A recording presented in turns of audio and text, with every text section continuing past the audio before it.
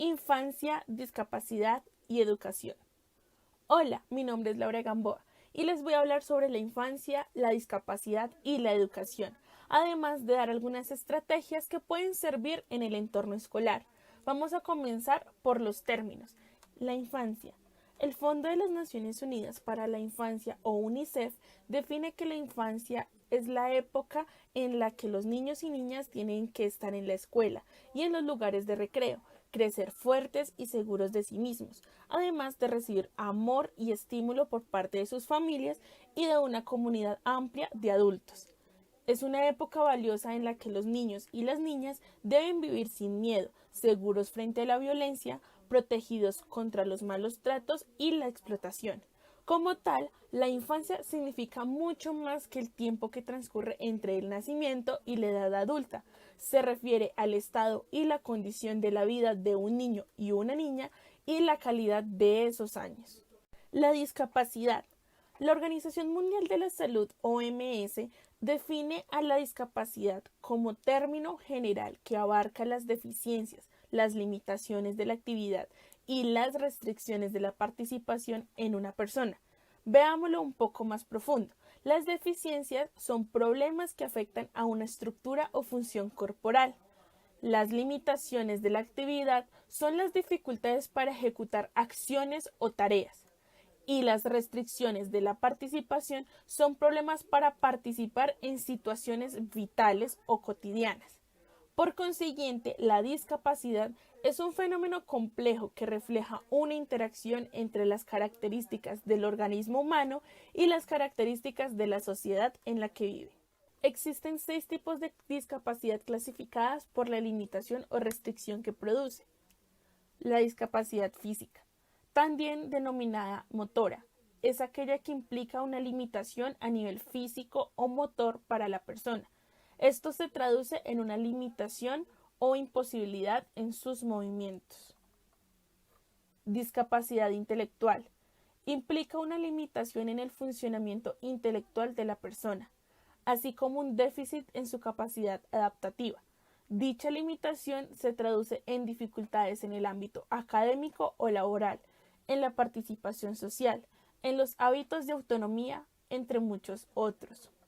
Algunos ejemplos de discapacidad intelectual pueden ser el síndrome de Down, síndrome de X frágil, parálisis cerebral, síndrome de Williams, síndrome de Angelman e infecciones y traumatismos que pueden ser producidos antes y después del nacimiento.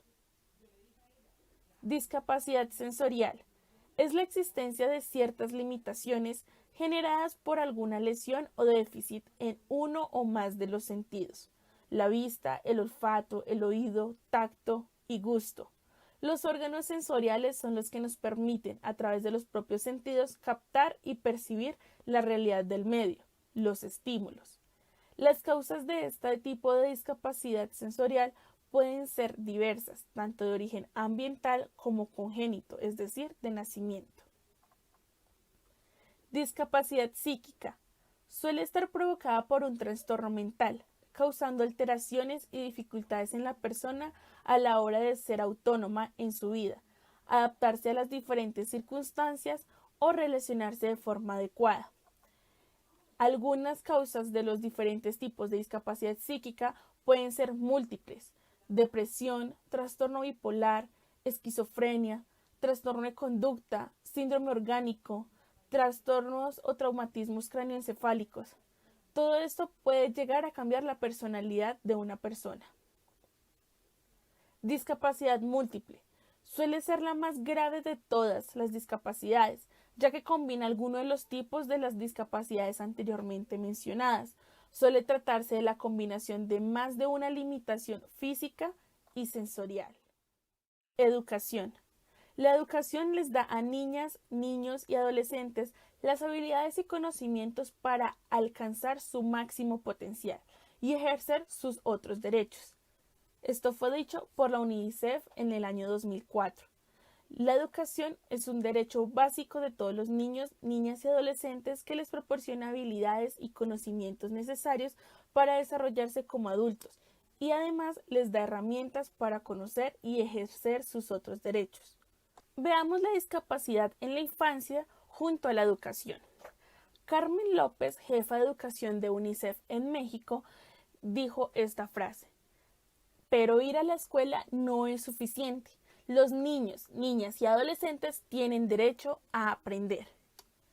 Muchos niños y niñas con discapacidad no tienen la oportunidad de aprender por diferentes motivos, como lo resalta la UNICEF en el año 2014.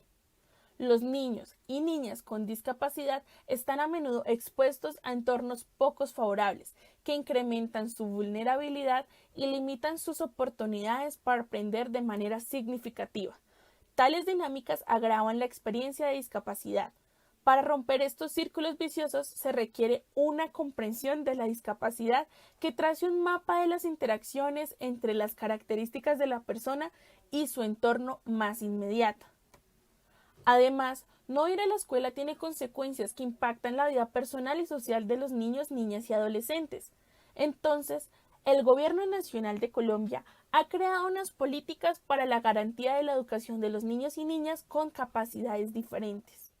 La política de 0 a siempre involucra aspectos de carácter técnico, político, pragmático, financiero y social para asegurar la calidad de la atención integral, y se tiene en cuenta que debe ser pertinente para responder a los intereses, características y potencialidades del niño o la niña en el momento del ciclo vital por el que éste atraviesa y a las características de sus entornos. Oportuna. Se da en el momento propicio y en el lugar en el que corresponde. Flexible. Asegura que esté abierta a adaptarse a las características de las personas, los contextos y los entornos. Diferencial. Valora a las niñas y niños como sujetos que se construyen y viven en diferentes maneras. Continua. Ocurre con regularidad y de este modo garantiza los tiempos que requieren los niños y niñas en su proceso individual de desarrollo. Complementaria. Sus acciones tienen la cualidad de contribuir a la integridad de la atención como resultado de la interacción y la articulación solidaria entre todos los actores responsables de la protección integral de las niñas y los niños en la primera infancia. ¿Y qué es la educación inicial?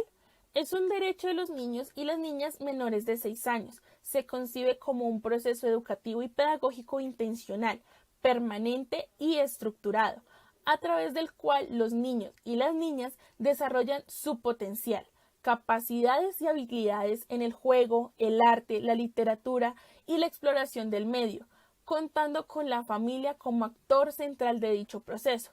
Su orientación política y técnica, así como su reglamentación, estarán a cargo del Ministerio de Educación Nacional y se hará de acuerdo con los principios de la política de Estado para el desarrollo integral de la primera infancia de 0 a siempre.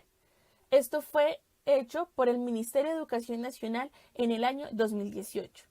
Además, el Ministerio de Educación Nacional en el mismo año hizo el decreto 1421, en el cual habla sobre la educación inclusiva, la cual es aquella que reconoce, valora y responde de manera pertinente a la diversidad de características, intereses, posibilidades y expectativas de los niños, niñas, adolescentes, jóvenes y adultos, cuyo objetivo es promover su desarrollo, aprendizaje y participación con pares de su misma edad, en un ambiente de aprendizaje en común, sin discriminación o exclusión alguna, y que garantiza en el marco de los derechos humanos los apoyos y los ajustes razonables requeridos en su proceso educativo, a través de prácticas, políticas y culturas que eliminan las barreras existentes en el entorno educativo. Este decreto tiene como objetivo la reglamentación de la prestación de los servicios educativos para la población con discapacidad, en el marco de una educación inclusiva. Conlleva aspectos claves como las condiciones para el acceso sin barreras, la permanencia y procesos educativos de calidad para la continuidad educativa, oferta educativa permanente, herramientas pedagógicas e institucionales, corresponsabilidad de actores para su implementación, plan progresivo de implementación. Pero el Ministerio de Educación Nacional también sabe que los docentes necesitan un acompañamiento integral para poder hacer este decreto posible. Los docentes de aula estarán acompañados y asesorados por un docente de apoyo, con experiencia en la atención de población con discapacidad y educación inclusiva. Estos docentes de apoyo capacitarán a sus pares de aula y realizarán visitas de seguimiento a la implementación de las prácticas de enseñanza y articulación de las prácticas pedagógicas para todos los niños y los jóvenes. Pero bueno, todas estas políticas no han sido realizadas del todo en el territorio nacional. Es aquí donde entran las estrategias para brindar una educación inclusiva y de calidad a los niños y niñas en su infancia. Estrategias. La primera estrategia es la facilitación del lenguaje, la cual son técnicas que tienen como finalidad incentivar las producciones orales más complejas en el niño. Esto se puede a través de preguntas objetivo, donde se realizan preguntas simples que incluyan verbos, sujetos, objetos y adverbios en forma separada. Los requerimientos, donde uno le pide al niño hablar de un tema específico. El complemento, en donde se dice una frase incompleta para que el niño la complete. Y la sustitución, que se moldea una respuesta y se pide que el niño la repita sustituyendo un elemento por otro. Las estrategias didácticas tienen que ver con los modelos pedagógicos utilizados, las maneras de motivar a los estudiantes, la articulación con la vida cotidiana del estudiante y las estrategias de mediación. Todo lo anterior para la enseñanza de la comprensión y el aprendizaje significativo. La forma de motivarlos que tiene mayor impacto es donde se permite que los estudiantes sean actores principales de su proceso de aprendizaje, recursos innovadores y cambiantes que brinden nuevas formas de presentar la información. En este sentido, el docente guía los procesos, los acompaña y aclara las dudas, observa cómo se desenvuelve cada uno de sus estudiantes y los invita a la participación, asegurando el éxito de las actividades, trabajando aspectos psicológicos, intercomunicación, resolución de conflictos y el desarrollo de las habilidades. Diseño universal para el aprendizaje DUA. Es un enfoque basado en la investigación para el diseño del currículo, es decir, objetivos educativos, métodos, materiales y evaluación que permite a todas las personas desarrollar conocimientos, habilidades, motivación e implicación con el aprendizaje. En este esquema podemos observar los 3 principios fundamentales del DUA o Diseño Universal para el Aprendizaje. El principio 1, múltiples formas de motivación. Es el porqué del aprendizaje, porque aprendemos, para qué lo hacemos, y es sugerida por el educador, e implica la experiencia. Principio 2, múltiples formas de presentación. El qué del aprendizaje. También es sugerida por el educador y explora todos los conceptos que se quieren aprender. Y el principio 3, múltiples formas de expresión. El cómo del aprendizaje. Y es generada por el aprendiz entre la demostración y la aplicación. Este principio es muy importante, ya que aquí podemos mostrarle toda la información a los estudiantes de diferentes formas. Un mismo contenido se puede expresar de diversas maneras. Comunicación aumentativa y alternativa. Autores como Salazar, Ferre y Toro en el año 2003 definieron la comunicación aumentativa y alternativa como el conjunto de formas, estrategias y métodos de comunicación utilizados por personas con discapacidades específicas que no les permiten la comunicación a través del lenguaje y o del habla. Con un sistema de comunicación aumentativa y alternativa se hace posible que mantengan una relación comunicativa con las otras personas de su entorno. Esto no incluye la lengua de señas, ya que la lengua es algo aparte de la comunicación aumentativa y alternativa. La comunicación aumentativa y alternativa es un recurso importante porque da la posibilidad de interactuar y comunicarse y constituye un recurso para facilitar el acceso a la educación, acceder a actividades de ocio y mejorar la calidad e independencia en la vida diaria. Un ejemplo de esto es este GoTalk, el cual es un tablero interactivo de comunicación, que como podemos observar tiene diferentes indicadores para que el niño pueda interactuar con su medio.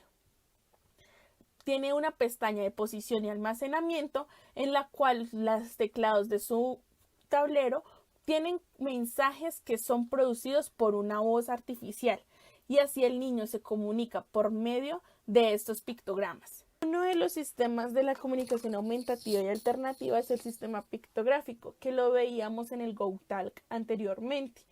Es utilizado para personas que no alfabetizan a causa de la edad o de la discapacidad. Tiene una gran ventaja ya que puede estar desde un nivel básico de comunicación hasta un nivel más complejo.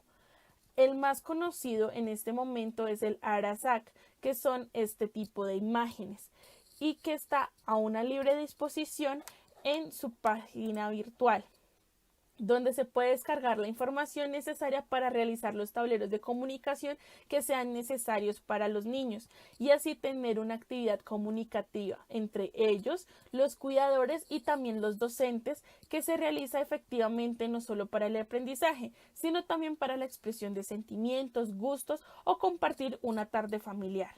Bueno, y hasta aquí este video sobre infancia, discapacidad y educación. Espero que les hayan quedado claros los términos y las diferentes políticas y que puedan utilizar algunas de las estrategias anteriormente mencionadas.